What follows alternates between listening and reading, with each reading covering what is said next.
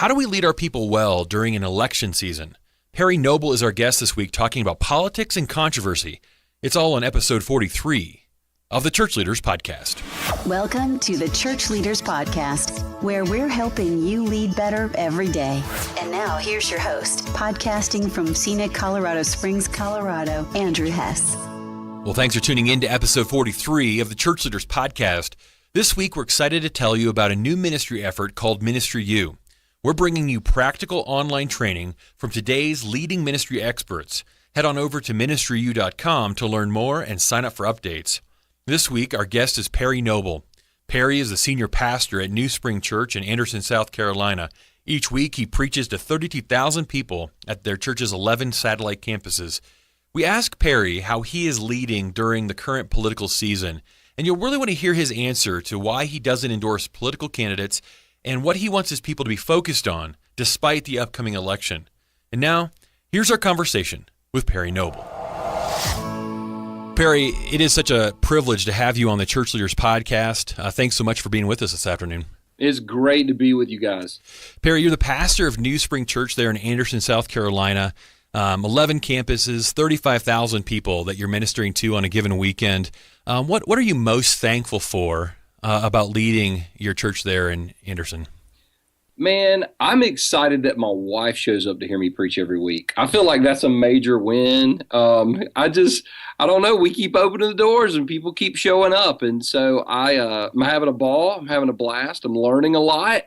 And it's a daily journey. Mm-hmm. One of the things that we love to do at the Church Leaders Podcast, we have a lot of pastors and ministry leaders that listen to our show, and we love solving problems for them. Taking some things that a lot of leaders think about and getting somebody who has wisdom like you do and saying, okay, how do we think about this? And so today what we want to talk about is how we lead well. How do we lead God's people well in the midst of a political season like we have right now? A lot of our people are thinking about politics. They're maybe losing sleep over the coming election. And so as you think about that, what are some things that you do to make sure you're leading your people well through that time? So it's insane. I tell people, especially in the southeastern part of the United States, if you want to start a war, talk about college football, Jesus, or politics. And if you combine either of those two, I mean, there's a lot of emotion around those subjects. And so I always encourage our church, hey, I think you should pray about it. I think you should know what the candidates stand for. And I believe you should vote. I really do. I think it's just a privilege as an American. I think we should pray for our leaders. The Bible says pray for our leaders. But I'm very, very, very careful to not specifically endorse a candidate or a party.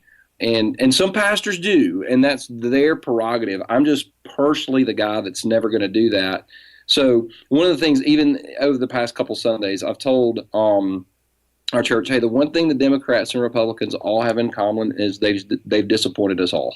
Don't put your hope in a political party. Put your hope in Jesus, but be involved. So it's a tension, right? It's a tension that we manage. Where I'm not trying to necessarily solve the problem, so I'm addressing it and then encouraging them to participate in the process, but ask Jesus, ask the Holy Spirit to lead them in how they vote. And what's the problem with pastors who might want to endorse a candidate or lead their people that direction? I mean, what's the potential problem you see there? So it's a personal conviction of mine. So if a pastor wants to endorse a candidate, that's up to him or her. I just don't think there's any value in it.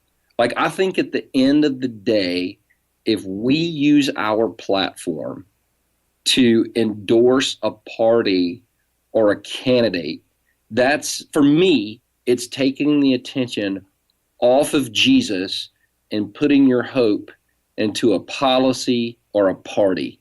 And I just don't want to lead the people that God's called me to lead that way. I don't want to put their eyes on a political party or a particular person. I want to put their eyes on the person of Jesus and be like, hey, Jesus is our hope, and he can save people no matter who is in office.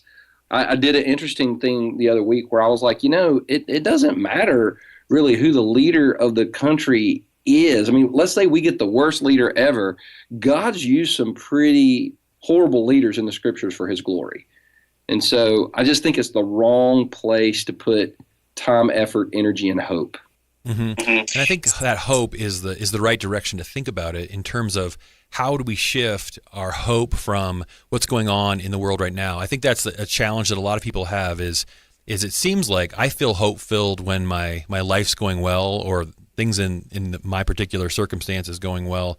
How do you preach the hope of the gospel in a way where people can work through that? Okay. So the world has problems, and nobody's going to argue with that. Christian, non-Christian, we can all agree that we live in a messed up world. But what I've tried to encourage just myself with, and what I've tried to encourage other people with, is at the end of the day, ISIS is a serious problem, but it's not a Republican problem, and it's not a Democrat problem. It's a gospel problem. The only thing that's going to stop ISIS and terrorism is the gospel. And so at the end of the day, I feel like the gospel platform is way better than another platform. Poverty is not a political problem because Republicans have exploited the poor and Democrats have exploited the poor. So there's not a guilty party. I mean, all are guilty. But at the end of the day, poverty is a gospel problem. If we could step into gospel-centered issues. Hey, go all the way back to the big financial meltdown housing bubble of 2007, 2008. That wasn't caused by Republican policies or Democratic policies. That was caused by greed, good old-fashioned greed. And at the end of the day, Republicans and Democrats don't know how to solve greed, but the gospel does. And so that's where I'm going to choose to put my cards when I'm playing my chips, to use a gambling metaphor there. I'm a gospel guy at the end of the day. And I think that for a lot of our leaders, when they experience this most in their leadership after a sermon or when people come into their office and say, you know, I'm losing sleep over the election. I'm stressed out about it. I'm worried about the future of the country. How do you give care to somebody who comes to you and says, you know, Pastor, I'm so worried about the future of this nation? So recently I shared this with the church, and somebody asked me afterwards, so like, was that true? And I was like, no, I just made it up on the spot. But it really is true. About 3 or 4 months ago, I was experiencing a pretty high level of just stress and anxiety, to be honest with you. And I've talked about that, but it was like unusually high. And I was like, well, I don't know. And do I need to talk to my doctor? I mean, do I need to switch up medications? What is it? And I legitimately made one change. And this is it. This is all I did. I stopped watching the news and I stopped listening to political talk radio. And I'm telling you, I'm in a state of freedom right now. I know what's going on in the world. I know what's going on in the world. Give me 5 minutes in a computer and I can skim some websites and just look at the headlines. But man, I am not listening to people that fuel hate and mistrust of other people. And that's on both sides. And the other thing is this was way back in 2008. We had a political candidate contact our church and say, you know, I'd love to preach in your church on one particular night. And I was like, thank you so much. We're so honored. You're welcome to attend, but you can't preach. They're like, well, can you recognize me from the stage? Well, no, we got a lot of people here. You know, we'll pull you in. We might say hey or something. And the guy who called, who on behalf of the presidential candidate said, why wouldn't you let our guy come and speak? And I said, well, let me ask you a question. I said, if he gets elected, and I come to Washington, D.C., will he let me speak to the press or to the House or to the Senate? And the guy on the other end of the phone goes, no. And I said, well, in my opinion, what we're doing is way more important than what the President of the United States is doing, because what we're doing is actually going to matter in 2,000 years. And so I'm going to have to say no. And it was a little weird, but that's honestly the way I feel. I think that's really good, because I do think that worry, you know, I know that you've written about worry. You have a book that came out, I think last year, on worry. And can you tell us a little bit about that book, how that book came about for you, and kind of, you know, what place that came out of your own heart? Yeah, well, it came out of a season of just like anxiety and depression that I experienced. I went through back in 2009, 2010, 2011, a period of pretty severe anxiety and panic attacks, depression. And it wasn't because the church was doing bad. Everybody goes, if the church does bad, you'll get depressed. The church was growing like crazy, and I was having suicidal thoughts. I got to the point where I was suicidal. And so I got some help. I got a lot of help through that process and came out on the other end of it. And I remember sitting around talking to our creative team one day, and we were talking about series ideas. And I said, you know what? I think I want to do this series. This was several years ago, called Overwhelmed. And when we talk about overwhelmed, we're going to talk about stress, anxiety, fear, worry, depression, and how I overcame suicidal thoughts. And we didn't put a whole lot of marketing into the series. We didn't put a whole lot.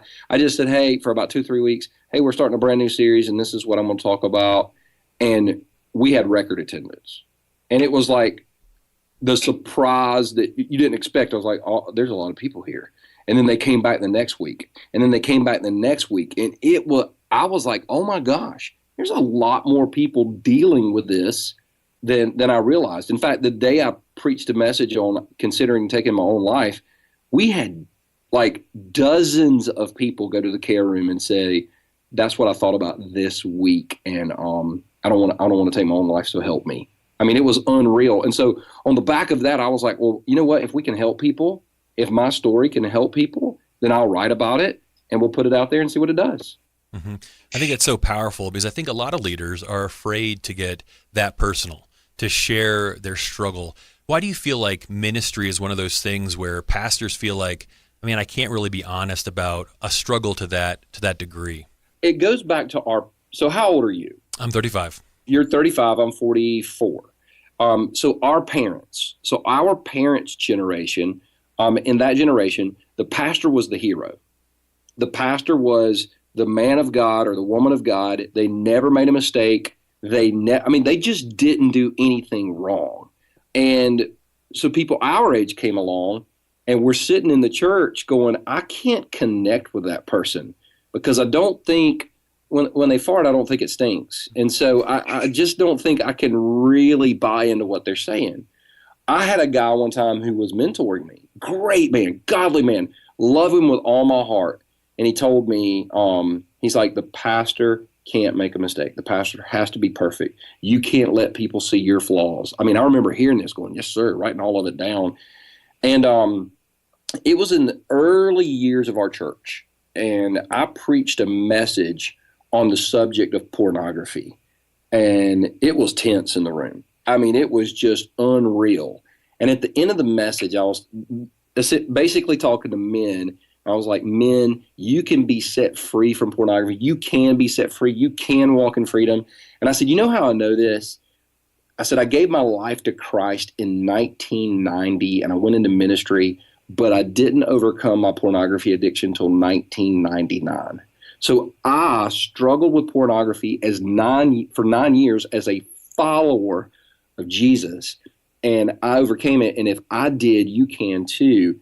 And we had the care response that day. The people that responded to the invitation was because we didn't expect anybody to respond to the invitation, right? If you respond to the invitation on pornography, everybody knows what you're doing. But like floods and floods of people, men and women going, I want to be set free. And the number one reason they said they responded was, he said he did it. He was transparent. And the transparency allowed them to say, okay, if he battled with that and he won, then I can battle with it and win too. And so I want to know how to do that. Wow. I think that's the powerful thing about being a transparent leader is people can relate better to you. In that book, in that series that you taught on overcoming depression and some of these things, what were some of the big things that really resonated with people? Like what were some of the driving ideas that you really wanted people to see in that series? I wanted to acknowledge that worry is a legitimate thing. As Christians, we love to sanitize things and put Bible verses on stuff, but there's some stuff that it's like, man, I could give you a Bible verse, but oh God, that just sucks. And being that real and being that authentic. So I think telling people, hey, if you deal with anxiety, I deal with anxiety. If you deal with worry, I deal with worry. If you deal with fear, uncertainty, I deal with that. And let me tell you, let me just tell you some things I am doing, not things I've done, but things I'm doing that's helping me in that battle currently. And I don't know. I just think, so we've done that series twice. We've done an Overwhelmed series twice in our church. And every time we just had people, this is the lie people think. I'm the only one in this room struggling with that right there. I'm the only one struggling with worry. I'm the only one. So this was real interesting. After I wrote the book and just had to kind of reprocess everything emotionally after writing the book, I started having panic attacks again. So I called my medical doctor and I said, hey, man, the first time I went through it, like the first time I overcame depression and fear, anxiety and all that stuff, no medication, none, just lots of Christian counseling, lots of lifestyle adjustments. But there was just something happening in me. And he said, I think we need to start you on a low dose of meds. And I was like, well, yeah, can I get that today? And so I started on meds. And I remember there was a Sunday in the sermon where it was an illustration. And I told people, hey, guys, I started on anti-anxiety medicine. It's either anti-anxiety or antidepressant. I'm not sure which one it is. It's one of those. One of them's bad. One of them's good. So whatever my doctor prescribed for me, I started on it. And you know what? It's really helped me. Well, we had hundreds of people. I had no idea we had that many medicated people in our church. But we had hundreds of people going, you know what? I've always felt guilty about taking medication. And, man, thank you so much. That helped me out so much. And so just relating to people where they are is huge. Mm-hmm. I do think we live at a time where people are very busy. You're very busy. You have so much on your plate. Can you talk a little bit about how you connect with God on a daily basis that kind of lays the foundation? For me personally, and everybody's different, but I'm a Bible guy. I love to get up every morning and just read the Bible. It's the way I start every day. It doesn't make me better, it doesn't make me worse. That's the way I connect. I'm not really a prayer guy. I'll hear people, so-and-so can go in a room and pray for an hour. And that to me is like torture. I don't think I've ever prayed for an hour at one time. Some people love to do worship music and they'll just sing. And me, usually about 2 songs in, I'm like, okay, what else we got to do? And everybody's got their preferences. But for me, that early morning time when I can just get alone with a cup of coffee and a Bible and a pen is the most rewarding thing for me. The other thing that's really helped me is like getting away, like intentionally disconnecting, having a vacation, getting away, just kind of relaxing and putting that in your schedule, because you will never, as a leader, you will never quote unquote have time. Mm-hmm. If you're a leader, that means you're never going to have time. You got to make time to get away. Mm-hmm. Perry, one of the articles that you've had on Church Leaders that has been most popular was 10 warning signs that you might not be a healthy leader. And in that article, you kind of walked through some different warning signs that, just that leaders could take a inventory of, man, am I pursuing health? One of the things you mentioned in that piece was technology and how use of technology can be a type of warning sign. Can you talk a little bit about that and how you use technology, but also how you balance that? Yeah, if you're using technology way more than you're talking to the people in the room, that can be a major problem. So what I was doing, and this was like before Snapchat or anything like that, is I would go home. I had a blog, and I would go home and look at the blog and look at comments and look at stuff like that. And I'm completely ignoring my wife and my daughter, who are in the room. And I remember the day I realized I was doing that, I was like, oh my gosh, I gotta watch it. And it's so easy. It's so easy to slide into because you're with the people that you love and you're like, oh my gosh, Bible Boy 182 doesn't like me on Twitter and said something negative about me. And then, you're letting it. And he's got 14 followers and 13 of those were paid to follow him. And so you just allow it to get your mind in an unhealthy place. And so for me personally, if my stress level is really, really high, that's one of the questions I ask myself is how much am I diving into technology right now? And I think that another, like you bring up family and like the family life balance, I think every pastor, a lot of people listening to this will kind of resonate with that. Like, man, it is so easy to feel like you're always overworking. For you, you have so much going on there at New Spring. How do you kind of maintain that balance? Make sure that you're not working too much, but making room for your family and the rest of your life? Well, I could list about 3 or 4 things, but to be honest with you, I don't think I'd do that well.